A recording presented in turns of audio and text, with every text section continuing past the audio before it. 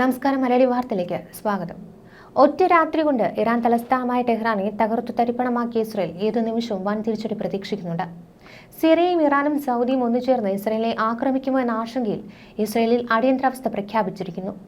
ഇസ്രയേലിലെ പ്രധാനപ്പെട്ട സൈനിക മേധാവികളെല്ലാം ബങ്കറുകളിലേക്ക് മാറിയിരിക്കുകയാണ്. ആശുപത്രികളെല്ലാം സജ്ജമാക്കുവാനും നെതന്യാഹു നിർദ്ദേശം നൽകി.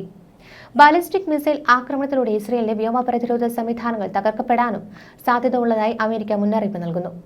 കൈപ്പേറിയതും വേദനാജനകവുമായ തിരിച്ചടിക്ക് ഇസ്രയേൽ കാത്തിരിക്കുകയാണെന്നാണ് ഇറാൻ പരമോന്നത നേതാവ് ആയത്തുള്ള അലി ഖുമേനി പ്രസ്താവിച്ചതോടെ ഏത് തിരിച്ചടിയെയും നേരിടുവാൻ ഇസ്രയേൽ സജ്ജമായിരിക്കുന്നു. ശത്രു രാജ്യങ്ങളുടെ മിസൈലുകൾ പ്രതിരോധിക്കാനുള്ള സംവിധാനങ്ങൾ ഒരുക്കിയ ഇസ്രയേൽ ജനങ്ങളോട് ബങ്കറുകളിൽ നിന്ന് പുറത്തിറങ്ങരുതെന്ന് നിർദ്ദേശം നൽകിയിട്ടുണ്ട്. ഇന്നോ നാളെയോ ഇറാൻ ഇസ്രയേലിനെ ആക്രമിക്കുമെന്നാണ് റിപ്പോർട്ടുകൾ പുറത്തുവരുന്നത്. ഇറാൻ ആക്രമിക്കുന്ന നിമിഷം തന്നെ ഹമാസുകൾ ഇസ്രയേലിനെ ശക്തമായി ആക്രമിക്കാനുള്ള സാഹചര്യവും ഇസ്രയേൽ സൈന്യം തള്ളിക്കളയുന്നില്ല. അങ്ങനെയെങ്കിൽ ഗാസയിലെ ഒളിത്താവള ബങ്കറുകളിൽ വിഷപ്പുക കയറ്റുവാനും ഹമാസ് തീവ്രവാദികളെ കൂട്ടക്കശാപ്പ് ചെയ്യുവാനും ഇസ്രയേൽ മടിക്കില്ല. ഇസ്രയേൽ നടത്തിയ വ്യോമാക്രമണത്തിൽ ഇറാന്റെ സംയുക്ത സൈനിക മേധാവി മുഹമ്മദ് ബാഗീരിയും ഇറാൻ റവല്യൂഷണറി ഗാർഡ് കോർ മേധാവി ഹുസൈൻ സലാമിയും കൊല്ലപ്പെട്ടു. ടെഹ്റാനിൽ മാത്രം 9 സ്ഫോടനങ്ങൾ നടന്നുവെന്നും ഇറാന്റെ ആണവ പ്ലാന്റുകൾ ലക്ഷ്യമിട്ടാണ് ആക്രമണം നടത്തിയതെന്നും ഇസ്രയേൽ ഡിഫൻസ് ഫോഴ്സ് പ്രഖ്യാപിച്ചു. ഇസ്രയേലിലെ തുടരെ ആക്രമണം ഭയന്ന് ഇറാനിലെ വ്യോമ ഗതാഗതം നിർത്തിവച്ചിരിക്കുകയാണ്. 100-ലധികം ഡ്രോണുകളും 200-ലധികം വിമാനങ്ങളും ഉപയോഗിച്ചായിരുന്നു ഇസ്രയേൽ ആക്രമണം നടത്തിയത്.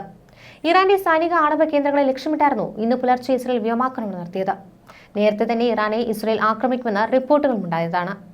തലസ്ഥാനമായ ടെഹ്റാനു ചുറ്റുമുള്ള പ്രദേശത്തെ സൈനിക കേന്ദ്രങ്ങളും തെക്ക് ഭാഗത്തുള്ള നദാൻസ്, തബ്രിസ്, ഇസ്ഫഹാൻ, അറാഖ്, കെർമാൻഷാ എന്നീ പ്രദേശങ്ങളുമാണ് പ്രധാനമായും ഇസ്രയേൽ ആക്രമണങ്ങൾ നടത്തിയത്. ഇറാന്റെ പ്രാഥമിക ആണവ സമ്പുഷ്ടീകരണ കേന്ദ്രത്തിനും ബാലിസ്റ്റിക് മിസൈൽ പദ്ധതിക്കും നേരെയാണ് ഇസ്രയേൽ ആക്രമണമുണ്ടായത്. ഇസ്ലാമിക് റവല്യൂഷണറി ഗാർഡ് കോറിന്റെ മുതിർന്ന സൈനിക ഉദ്യോഗസ്ഥനാണ് കൊല്ലപ്പെട്ട മുഹമ്മദ് ബാഗീരി. 2016 മുതൽ ഇറാൻ സായുധ സേനയുടെ chief of സ്റ്റാഫാണ്.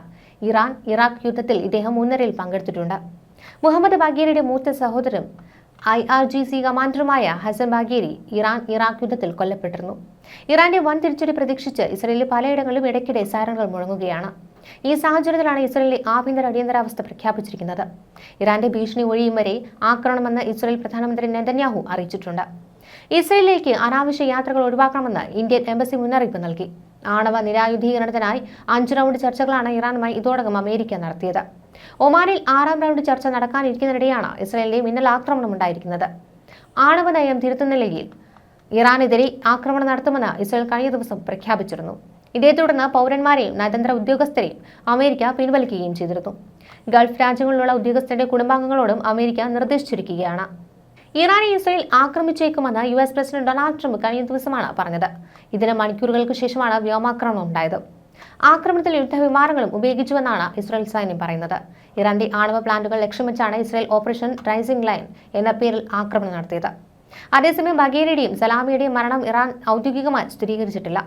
Atomic energy organisation of ഇറാന്റെ മുൻ തലവൻ ഫെറൈഡൂൺ അബ്ബാസി, ടെഹ്റാനിലെ ഇസ്ലാമിക് ആസാദ് സർവകലാശാല പ്രസിഡന്റ് മുഹമ്മദ് മെഹ്ദി ടെഹ്റാൻജി എന്നിവരും കൊല്ലപ്പെട്ടതായി കരുതുന്നു. സൈനിക നിരയിലെ എല്ലാ പ്രമുഖരും ഒറ്റ രാത്രി കൊല്ലപ്പെട്ട സാഹചര്യത്തിൽ ഇറാന്റെ ഭാവി കൂടുതൽ ആശങ്കയിലാവുകയാണ്.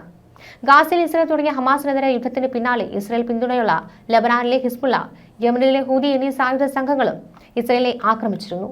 ഈ സംഘങ്ങളുടെ തുടർച്ചയായി അടുത്തിടെ ഇസ്രയേൽ ഇറാൻ സൈബർ ആക്രമണം നടത്തി രഹസ്യ വിവരങ്ങൾ കടത്തിയിരുന്നു. ഇതിന്റെ പിന്നാലെയാണ് ഇപ്പോൾ ഇറാനെതിരായ പ്രത്യക്ഷ ആക്രമണത്തിന് ഇസ്രയേൽ തുനിഞ്ഞത്. ന്യൂസ് ഡെസ്ക് മലയാളി വാർത്ത.